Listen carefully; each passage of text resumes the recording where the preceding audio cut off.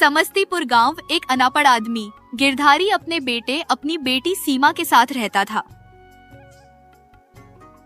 और उसी गांव में एक जमींदार रहता था जिसका नाम लालू था।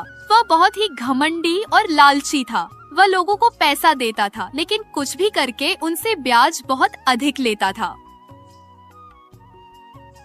मुरारी शिवजी का बहुत बड़ा भक्त था। वह कुछ न कुछ समय निकालकर शिवजी की भक्ति में अपना समय जरूर देता था। बेटा, सीमा की शादी के लिए सारी जरूरतें पूरी हैं। हम लोगों को किसी बात की चिंता करने की कोई जरूरत नहीं है और कल बेटी की शादी बड़े धूमधाम से करेंगे। ठीक है पिताजी, मैं तो बस यही चाह रहा था कि मेरी बहन की शादी बहुत अच्छे घर में हो और मेरी बहन की शादी बड़े धूमधाम से हो। मुरारी ने अपनी बेटी की शादी तय करती है। जब यह बात जमींदार को पता चलती है तो वह आगा भूला हो जाता है और बड़बड़ाते हुए अपने आप से कहता है, अरे, इस मुरारी ने अपनी बेटी की शादी तय कर दी है और सुना है कि उसकी शादी के लिए सब बंदोबस्त हो चुका है। लेकिन इस पूरे गांव में हर व्यक्ति ने मेरे पैर पकड़े हैं और मुझसे कर्ज मांगा है। लेकिन एक मुरारी ही है जिसे आज तक मेरे ना तो पैर पकड़े हैं और ना तो कभी कर्ज लिया है। लेकिन मेरे खुरापाती दिमाग में एक आइडिया आ रहा है, क्यों ना मुरारी की बेटी की शादी में बाधा डाला जाए। मैं अभी झगरू और मगरू को बुलाता हूँ। दरअसल झगरू और मगरू पहले बहुत अच्छे व्यक्ति थे, लेकिन उन्होंने जमींदार से कर्ज लिया तो उस कर्ज में दब गए और चोर बन गए। और अब उनका मन अच्छे कामों में नहीं लग रहा था, बल्कि चोरी जैसे गलत कामों में उनका मन अच्छे से लग रहा था।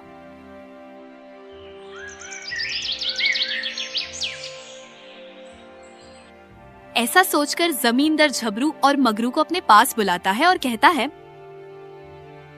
देखो झगरू और मगरू, मैंने तुम्हें यहाँ बहुत जरूरी काम से बुलाया है। देखो, हमारे गांव का वह अनपढ़ मुरारी ने अपनी बेटी की शादी कहीं अच्छे घर में तय कर दी है। अनपढ़ होते हुए भी वह अच्छा काम कर रहा है और आज तक उसने मुझे कर्ज नहीं मांगा है और ना ही मेरे पैर पकड़े हैं। तो मैं उसे अपने पैरों में गिड़गिड़ाता हुआ देखना चाहता हूं। उसके लिए तुम्हें एक काम करना होगा। जी मालिक, मैं आपके लिए हर काम करने के लिए तैयार हूं। बस आप काम बताइए कि आखिर वह कौन सा काम है जिसको करने से मुरारी आपके पैरों में गिड़गिड़ाएगा। मालिक, आप जल्दी से हमें वह काम बताओ। हम दोनों वह काम करके ही मानेंगे। देखो झगरू और मगरू, तुम लोगों को आज रात में चुपचाप चुपके से जाना है और मुरारी के घर में चोरी करनी है। चोरी के तौर पर तुम्हें जो भी सोना चांदी गहना मिले वह तुम लोग अपने साथ लेकर आना, क्योंकि मुरारी उन्हें चीजों की बदौलत अपनी बेटी की शादी कर रहा है। जब तुम लोग यह सब चुरा कर ले आओगे तो फिर मैं देखूंगा कि आखिर यह मुरारी कैसे मेरे पैरों में नहीं गिरेगा। झगरू और मगरू दोनों लालू की बातों को स्वीकार करके मुरारी के घर में चोरी करने की योजना बनाते हैं।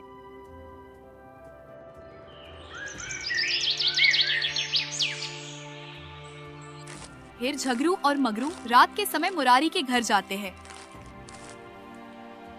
और मौका पाते हैं सारे जेवरात चुरा लेते हैं और किसी को पता भी नहीं चलता है। झगरू और मगरू दोनों जमींदार के पास जाकर उसे जेवरात दिखाते हैं। कभी जमींदार झगरू और मगरू से कहता है, अरे झगरू और मगरू, तुम दोनों लोगों ने बहुत अच्छा काम किया है और अब देखता हूं कैसे वह मुरारी मेरे पैरों में नहीं गिरेगा। और अब तो तुम लोगों ने इतना अच्छा काम किया है कि मुरारी हर हालत में मेरे पैर पकड़ेगा और रोएगा, अपनी इज्जत की भीख मांगेगा। हाँ मालिक, और जब वह मुरारी रोएगा, चलाएगा, अपनी इज्जत की भीख मांगेगा तो मुझे बहुत अच्छा लगेगा, क्योंकि आपकी खुशी में ही मेरी खुशी है। अच्छा मालिक, अब हम दोनों लोग यहां से जा रहे हैं ताकि कोई देख न ले। फिर झगरू और मगरू चुपचाप सबकी नजरों से बचते हुए चले जाते हैं।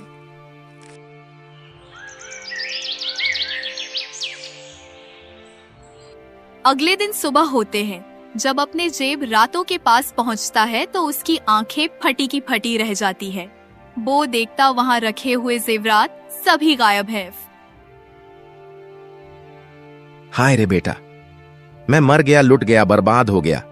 सीमा की शादी के लिए जितने भी जेवरात रखे हुए थे सारे कोई चुरा कर ले गया है। वहां एक भी जेवरात नहीं बचा है। अब हम क्या करेंगे और अपनी बेटी की शादी कैसे करेंगे? अरे पिताजी, ये सब कैसे हुआ और किसने किया होगा? इसमें कुछ समझ में नहीं आ रहा है। लेकिन रोने धोने से काम नहीं चलेगा।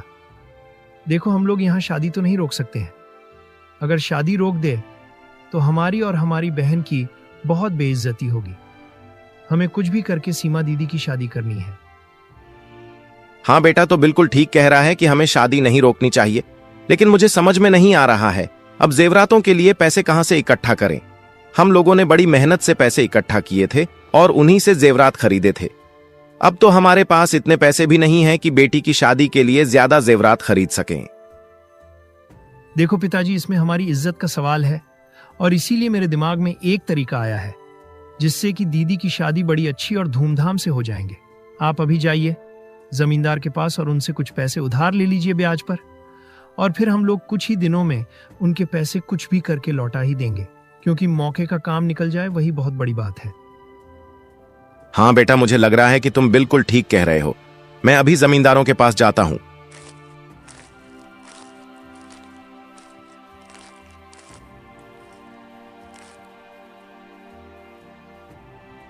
फिर मुरारी जमींदार के पास जाता है और पैसों के लिए कहता है, आओ आओ मुरारी भाई, कैसे आना हुआ? और मैंने सुना है कि तुमने अपनी बेटी की शादी तय कर दी है। हाँ जमींदार भाई, मैंने अपनी बेटी की शादी तय कर दी है, लेकिन एक बहुत बड़ी समस्या हो गई है। कल रात में मेरी बेटी के सारे जेवरात चोरी हो गए जो मैंने अपनी बेटी की शादी के लिए बनाए थे। लेकिन अब मेरे पास इतने पैसे नहीं हैं कि अपनी बेटी के शादी के लिए फिर से जेवरात बनवा सकूं। तो आप मुझे कुछ पैसे कर्ज पर दे दो, फिर मैं अपनी बेटी के जेवरात दोबारा खरीदना और मैं आपके पैसे बहुत जल्द वापस कर दूंगा। मुरारी की बात सुनकर जमींदार बहुत खुश होता है और अपने मन में कहता है, अब आया ना ऊंट पहाड़ के नीचे। अब तू मेरे पास गिड़गिड़ा रहा है, मुझे बहुत अच्छा लग रहा है। आए हाय सुकून, इतना सुकून मुझे कभी नहीं मिला। क्या सोच रहे हो जमींदार जी?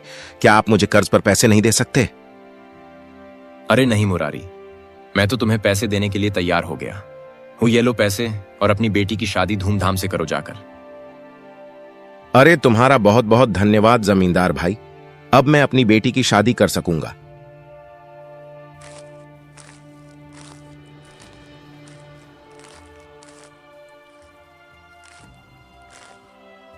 मुरारी अपने बेटे के पास जाता है तो मुरारी का बेटा मुरारी से कहता है, बाबूजी, क्या जमींदार ने आपको कुछ पैसे दिए हैं या फिर हमें कहीं और से जुगाड़ करने होंगे? नहीं बेटा, जमींदार भाई ने हमें पैसे दे दिए हैं और हम अपनी बेटी की शादी बड़े धूमधाम से करेंगे। फिर मुरारी अपनी बेटी की शादी बड़ी धूमधाम से करते देते हैं।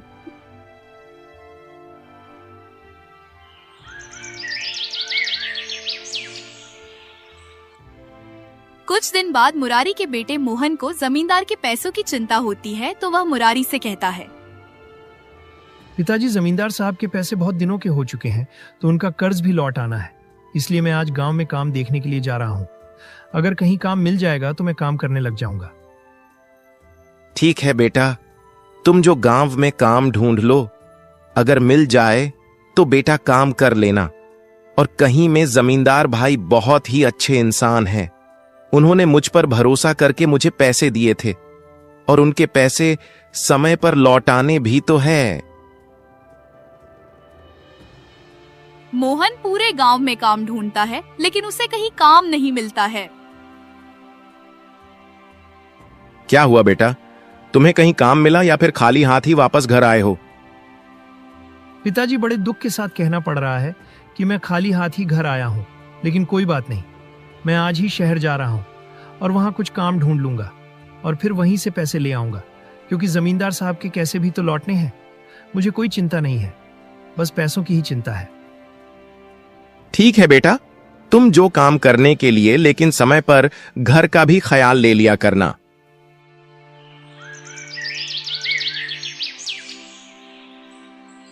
मोहन शहर चला जाता है और वहाँ खुशी की बात ये होती है कि उसे काम एक अच्छी फैक्ट्री में मिल जाता है।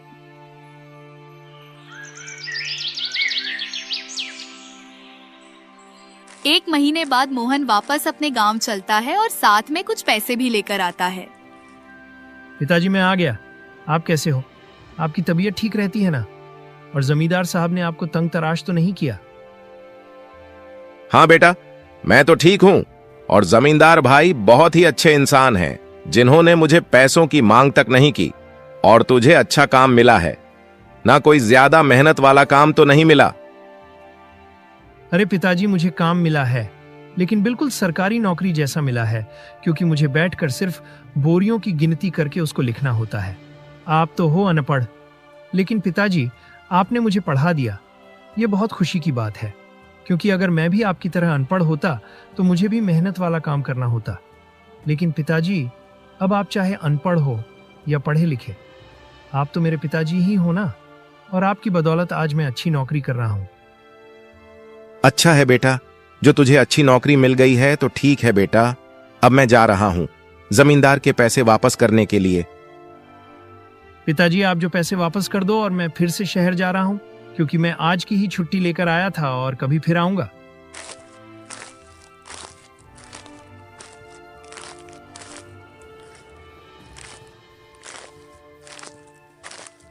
फिर मुरारी जमींदार के पास जाता है और उसे बहता है।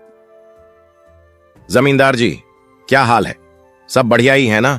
और आज मैं आपके पैसे वापस करने के लिए आया हूं कि मेरे पास कैसे इकट्ठा हो गए हैं। मुरारी की बात सुनकर जमींदार सच में पड़ जाता है और उसे समझ में नहीं आता है कि आखिर मुरारी नहीं इतनी जल्दी पैसे कैसे इकट्ठा कर ली मैं। अरे, इस मुरारी ने तो बहुत जल्द पैसे इकट्ठा कर लिए, लेकिन मुझे समझ में नहीं आ रहा है कि इसमें इतना जल्दी पैसे कैसे इकट्ठा कर लिए। आखिर कैसे? अच्छा, मैं इससे पूछकर देखता हूं। अरे मुरारी, बहुत खुशी की बात है कि तुम मेरे पैसे इतनी जल्दी वापस कर रहे हो, लेकिन तुमने इतनी जल्दी पैसे कैसे इकट्ठा कर लिए भाई? अरे जमींदार भाई, मेरा बेटा शहर में नौकरी करता है तो उसी ने पैसे दिए हैं और तभी मैं आपके पैसे वापस करने के लिए आया हूं। वह इसका मतलब इतनी जल्दी पैसे इकट्ठा करने का काम सिर्फ इसका बेटा कर रहा है। मुझे कुछ करना पड़ेगा, क्योंकि अभी ये इतनी जल्दी पैसे लौटा देगा तो मुझे ब्याज ज्यादा नहीं मिलेगा। लेकिन यह मुरारी अनपढ़ है। मैं क्या करता हूं कि इसे एक ऐसी पर्ची दे देता हूं जिसमें लिखा हो कि मुरारी में पैसे और लिए हैं, लेकिन पैसे वापस नहीं किए हैं, तब मुझे 2 गुना पैसे मिलेंगे। मुरारी भाई की रखी है पर्ची, और इसे तुम अपने साथ में ले जाओ, क्योंकि इसमें साफ साफ लिखा है कि तुमने मेरे सारे पैसे वापस कर दिए हैं भाई। अब तुम जा सकते हो। मुरारी बड़े खुशी मन से अपने घर के लिए लौटता है, क्योंकि उसको लग रहा था कि उसके ऊपर अब किसी का ब्याज नहीं बचा हुआ है।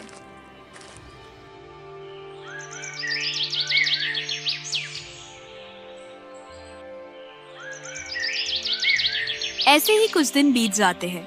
फिर एक दिन जमींदार अपने आदमी झगरू को बुलाता है और उससे कहता है, झगरू, तुम अभी और इसी वक्त उससे मुरारी के पास जाओ और उसे मेरे पैसे मांग कर लाओ। अगर वह पैसे देने के लिए मना कर तो तुरंत तुम उसे मेरे पास लेकर आना। जमींदार का आदमी तुरंत मुरारी के घर जाता है और मुरारी से कहता है, मुरारी जी, मेरे मालिक ने तुम्हें याद किया है और कहा है कि तुम मेरे मालिक के सारे पैसे लौटा दो जो तुमने ब्याज पर लिए थे। अरे भाई जी, तुम्हारे मालिक के कौन से पैसे वापस करने हैं? मैं तो उनके सारे पैसे उसी दिन लौटा दिए थे। अब मेरे पास उनकी कौड़ी तक नहीं है, तो तुम कौन से पैसे मांगने के लिए आए हो? ओ, मतलब पैसे लेकर मुकर रहे हो भाई जी? ऐसा करना ठीक नहीं है। अब देखो, तुमने पैसे दिए हैं या नहीं दिया, वह तो तुम मेरे मालिक को बताओ चलकर, क्योंकि मैं तुमसे बहस करूंगा तो कोई फायदा नहीं मिलेगा, और इसीलिए मैं तुमसे बहस करना नहीं चाहता हूं।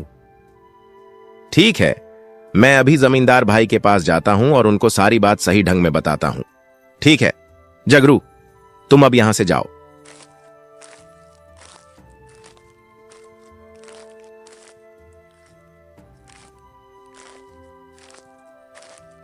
मुरारी तुरंत जमींदार के पास जाता है और जमींदार से कहता है, अरे जमींदार भाई, मैं तो तुम्हारे सारे पैसे उसी दिन लौटा दिए थे, फिर तुम्हारा आदमी आज मेरे घर जाकर मुझसे पैसे क्यों मांग रहा था? भाई, क्या तुमने ही उसे भेजा था या फिर यह कोई मजाक था? हाँ, मैंने ही अपने आदमी को तुम्हारे पास अपने पैसे लेने के लिए भेजा था, न कि यह मजाक है। और तुम अब मेरे सारे पैसे वापस लौटा दो, क्योंकि बहुत दिन हो गए हैं और ब्याज भी ज्यादा हो गया है। अरे ये क्या कह रहे हो जमींदार भाई, मैं तो तुम्हारे सारे पैसे उसी दिन लौटा दिए थे और तुमने मुझे एक पर्ची भी थी, इसमें लिखा था कि मैं तुम्हारा सारा कर्ज वापस लौटा दिया है। अरे नहीं, उस दिन तुम मुझसे और पैसे ले गए थे ना कि तुम मेरे पैसे लौटा गए थे, और उस पर्ची में यही लिखा था कि तुमने 10,000 रुपए और कर्ज पर लिए हैं। अरे जमींदार, मैंने तुझ पर भरोसा किया, मैं तो तुझे बहुत अच्छा आदमी समझता था, लेकिन तू एक धोखेबाज और मक्कार आदमी निकला है। देखना भगवान तुझे तेरे कर्मों का फल जरूर देगा। उसके घर में देर है अंधेर नहीं। अरे तूने एक अनपढ़ के साथ गद्दारी की है और उसका फायदा उठाया है। देख मुरारी, मुझे कुछ नहीं मालूम है कि आखिर तू क्या कह रहा है, और मुझे फालतू के बकवास सुनने का टाइम नहीं है। अब तू यहां से जा और 3 दिन में मेरे सारे पैसे वापस लौटा देना। मुरारी को कुछ समझ में नहीं आ रहा था कि आखिर अब वह क्या करेगा और अपनी बेगुनाही कैसे सबको बताया, क्योंकि जमींदार ने उसके साथ बहुत बड़ा धोखा किया है। मुरारी घर आता है और बहुत उदास होकर भोलेनाथ के पास बैठ जाता है और अपने मन में कहता है, हे भोलेनाथ, मैं किसी के साथ कभी कोई गलत काम नहीं किया है और ना ही किसी को कोई तकलीफ दी है, तो मेरे साथ ऐसा क्यों हो रहा है? जमींदार ने मेरे साथ धोखा क्यों किया? अब मैं क्या करूं? अच्छा भगवान, अब मैं अभी सरपंच जी के पास जा रहा हूं और उसकी शिकायत करूंगा। मैं चुप नहीं रह सकता, क्योंकि मैं बिल्कुल निर्दोष हूं।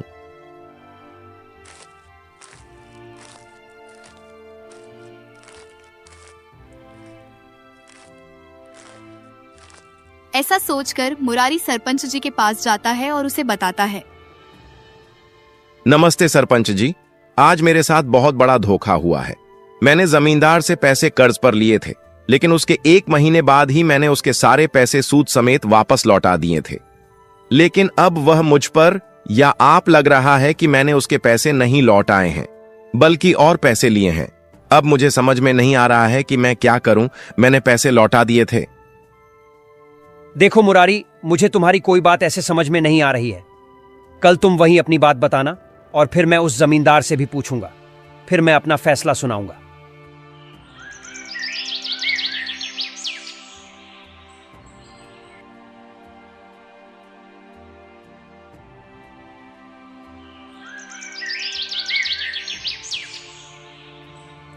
अगले दिन पंचायत में सरपंच जी, मुरारी, जमींदार और एक आदमी मौजूद था। फिर सरपंच जी जमींदार से कहते हैं, देखो जमींदार, मुरारी का कहना है कि उसने तुम्हारे सारे पैसे लौटा दिए हैं, लेकिन अब फिर तुम लोगों में क्यों बात बनी? आखिर क्या बात है? तुम अपनी कुछ बात बताना चाहोगे? सरपंच जी, इस मुरारी की बेटी की शादी थी और उसके 1 दिन पहले उसके सारे गहने चोरी हो गए थे, और मैंने मुरारी का कुछ भी अपने पास गिरवी नहीं रखा, ऐसे ही पैसे दे दिए थे। लेकिन कुछ दिन बाद से और पैसों की जरूरत पड़ी तो यह और पैसे ले गया। लेकिन अब यह कह रहा है कि मैं उसी दिन तुम्हारे सारे पैसे लौटा दिए थे। जमींदार जी, मैंने इसके साथ नेकी की, लेकिन अब मेरे साथ धोखा कर रहा है। नहीं सरपंच जी, यह जमींदार झूठ बोल रहा है।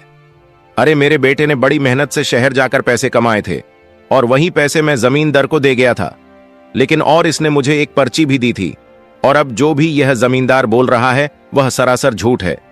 सरपंच जी, आप मेरी बात पर विश्वास करो, मेरे पैसे बड़ी मेहनत के थे। ओ अच्छा, देखो अब कुछ भी हो, पहले तुम मुझे वह पर्ची दिखाओ। मैं पर्ची में देखता हूं कि आखिर क्या लिखा है, और फिर मैं अपना फैसला सुनाऊंगा, क्योंकि ऐसे तुम दोनों की बातों पर विश्वास नहीं किया जा सकता। ना ही जमींदार को गलत साबित किया जा सकता है और ना ही तुम पर भरोसा किया जा सकता है। पहले तो मुझे वह पर्ची दो।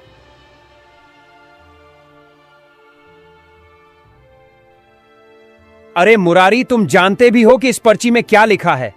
अरे इसमें साफ साफ लिखा है कि तुमने जमींदार के पैसे नहीं लौटाए हैं, बल्कि उससे और भी पैसे कर्ज पर लिए हैं। अब तो साफ पता चल रहा है कि तुम ही झूठ बोल रहे हो और जमींदार सच बोल रहा है। सरपंच जी, इस जमींदार ने मुझे पर्ची दी थी, लेकिन मैं तो था अनपढ़, तो मैं पढ़ नहीं पाया। मैंने जमींदार पर भरोसा किया, लेकिन जमींदार ने मेरे साथ बहुत बड़ा धोखा किया है।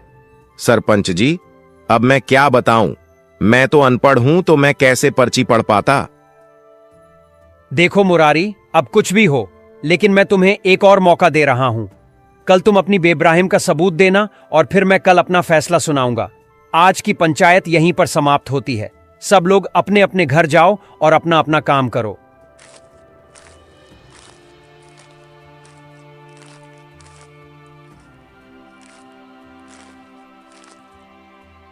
मुरारी बहुत उदास होकर भोलेनाथ के पास बैठा था। उसको समझ में नहीं आ रहा था कि आखिर यह जमींदार उसके साथ इतना बड़ा धोखा कर सकता है। जिसे उसने सबसे अच्छा आदमी समझा, वही गद्दार निकला। हे भोलेनाथ, तुम्हारा भक्त बहुत बड़े संकट में है। आप इसकी रक्षा करो और इसके पास फिर इतने पैसे भी दोबारा इकट्ठे नहीं हो पाएंगे। मैंने सोचा था कि मैंने तो जमींदार के सारे पैसे लौटा दिए हैं और अब मैं आपकी भक्ति में लगा पाऊंगा, लेकिन कुछ भी नहीं हो पाया। भोलेनाथ, शिव जी, आपको इस वक्त की रक्षा करनी होगी, रक्षा करनी होगी। संध्या के समय मुरारी के घर एक नौजवान आता है। उसे देखकर मुरारी उससे पूछता है, अरे बेटा, तुम कौन हो और तुम यहाँ किसी से मिलने के लिए आए हो क्या बेटा? अरे नहीं चाचा जी, मैं और आपका बेटा मोहन दोनों शहर में फैक्ट्री में काम करते हैं और मैं आज अपने गांव वापस आ रहा था, तो उसने मुझसे कहा कि यह लोग कुछ पैसे और मेरे पिताजी को दे देना, इसीलिए मैं समस्तीपुर गांव में चला आया। चाचा जी, आपके बेटे ने मुझे कुछ पैसे दिए हैं, मैं अभी वह आपको पैसे दे देता हूँ। अरे बेटा, तुम्हारा बहुत बहुत धन्यवाद जो तुम यह पैसे लेकर चले आए हो, नहीं तो मेरे बेटे को यहां तक दौड़ना पड़ जाता। बेटा, तुम बहुत अच्छे इंसान हो। और बेटा, तुम्हारा नाम क्या है? चाचा जी, मेरा नाम शिव है और मैं पड़ोस के गांव में ही रहता हूँ। मैं और मोहन बचपन से एक दूसरे को जानते हैं। अच्छा चाचा, मुझे आज्ञा दीजिए कि अब मैं चलता हूँ। अरे बेटा, अब तो रात हो रही है, तो तुम आज यहीं ठहर जाओ और कल अपने गांव चले जाना। मुरारी की बात शिव मान जाता है और फिर दोनों बैठकर बातें करने लगते हैं। बातों ही बातों में मुरारी अपनी सारी परेशानी और जमींदार द्वारा किए गए धोखेबाजी भी बता देता है। अरे चाचा जी, आप चिंता ना करें, कल मैं आपके साथ पंचायत में चलूंगा और वहां न्याय का फैसला करवाऊंगा। देखूंगा कि आखिर क्या गलत हो रहा है।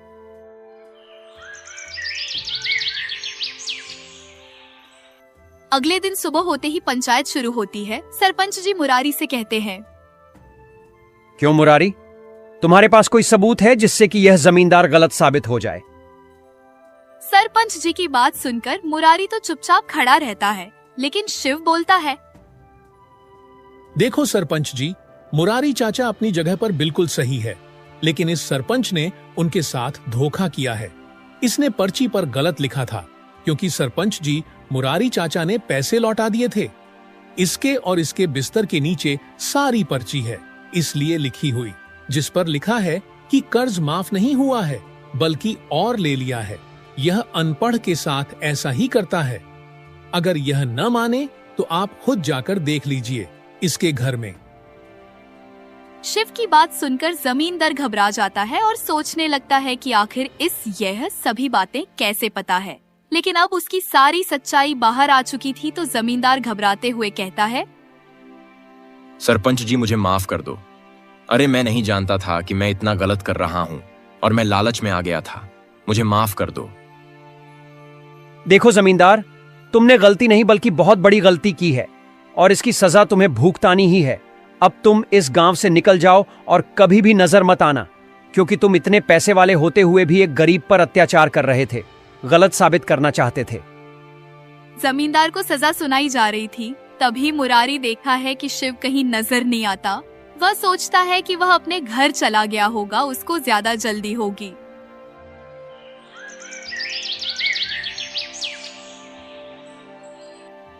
मुरारी अपने घर जाता है तो उसका बेटा वहां मौजूद होता है। मुरारी का बेटा मुरारी से कहता है, पिताजी, मैंने सुना था कि जमींदार आपके साथ बहुत गलत कर रहा है, इसीलिए मैं तुरंत शहर से गांव चला आया हूं। पिताजी, अब सब कुछ ठीक है ना? आप तो पंचायत से आ रहे हो, क्या बताया गया है? हाँ बेटा, सब कुछ तुम्हारे उस दोस्त शिव की वजह से हुआ है। उसी ने मेरी गवाही दी। अरे पिताजी, मेरा तो कोई दोस्त नहीं है। मैं तो अकेले ही काम कर रहा था। फिर मेरा शिव दोस्त कौन हो सकता है? मोहन के मुंह से ऐसी बात सुनकर मुरारी सोचने लगता है। फिर उसे सब कुछ समझ में आ जाता है। बेटा, सब समझ में आ गया कि आखिर वह शिव कौन थे। बेटा, वो हमारे स्वयं भगवान हमारी रक्षा करने के लिए और हमें हमारी इज्जत सहित और जमींदार को उसके किए की सजा दिलवाने के लिए आए थे। बोलो जय भोलेनाथ।